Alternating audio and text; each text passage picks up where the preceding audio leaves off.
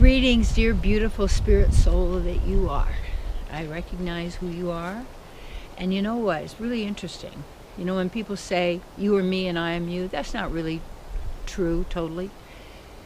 You want to, I guess I call this the topic of letting go of beliefs that do not serve you.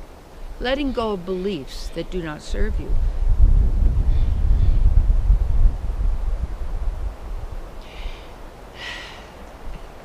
You know, you're going to hear a little bit of wind. If it gets too much, we'll stop for a moment. Just breathe it in, see if there's anything you need to let go of. Take some nice deep breaths. You see. And you have to be a really courageous person to truly be empowered in every level of your divine eternal being, because it's a matter of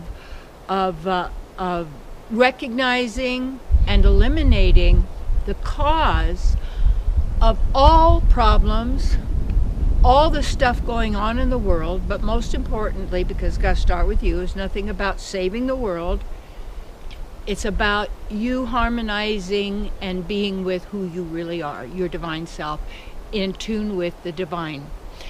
And what happens, because when you're doing that, you really don't have problems. You have opportunities, in the sense of, remember the Chinese symbol for crisis also meant opportunity. And if there's crises going on, you want to, and it's crying, isn't that interesting? Seas. And crying oceans of tears. And most people, they say, from the Vedic teaching, they have cried more tears and filled all the oceans of the earth, all the seas of the earth, oceans and seas, because you're an eternal being. And being caught into a limited reality that has boundaries, that has definition, that has parts, that is fractured, that is bringing suffering to anyone or any animal-bodied living entity. You must know there's something wrong, because that's not in tune with who we really are. And people say, well, nature is violent. Well, wait a minute. Yes, you can perceive violence everywhere, but you got to look at what's the cause. First of all, stop doing violence to yourself. And as I mentioned in another video about you got to get to the root of the problem. And the root of the problem, whatever it may be, is fear. And that fear is a terror that takes over in the person, and they become immobilized. And it comes because they're trusting the wrong God. It's trusting the false, the fake, making others your God, others the source of your supply. And I had mentioned about this man who was so terrified he was going to leave his wife and partner and such. And it really came, yeah, he loved her and liked her, but he also depended upon her as the source of money because of wealth in her family and all that. And, you know, so many people, I knew this one person, and she really hated her mother, and her mother didn't like her, but she said, that's my money, and I'm going to get that money.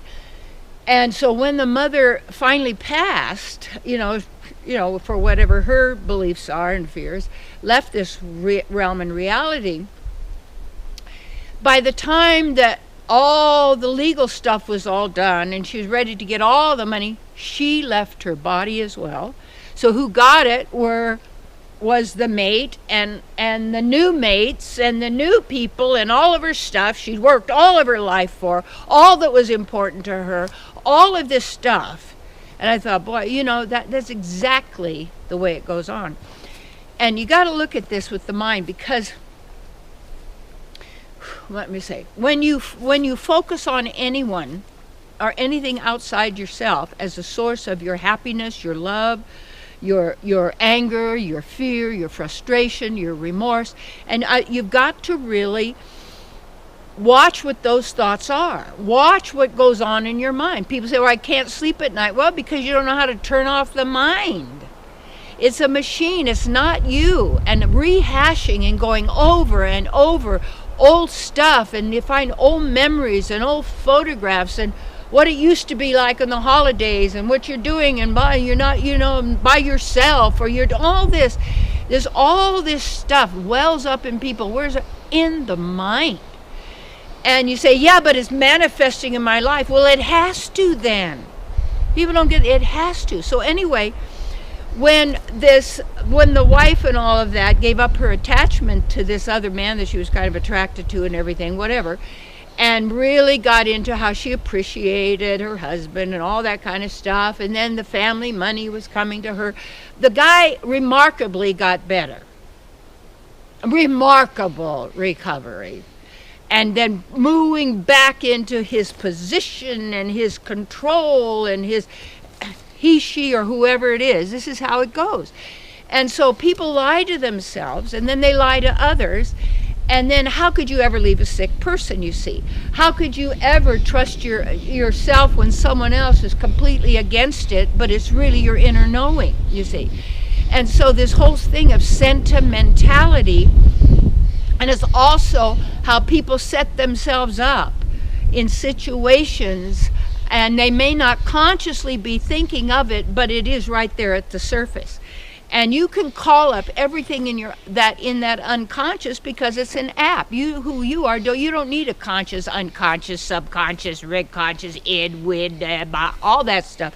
These are just labels and stuff for psychology to then pinpoint all the sicknesses, all the problems, all the this. You need this medication, then you need this therapy, and you need a little bit of, what is it, shock, or what is it they want to do?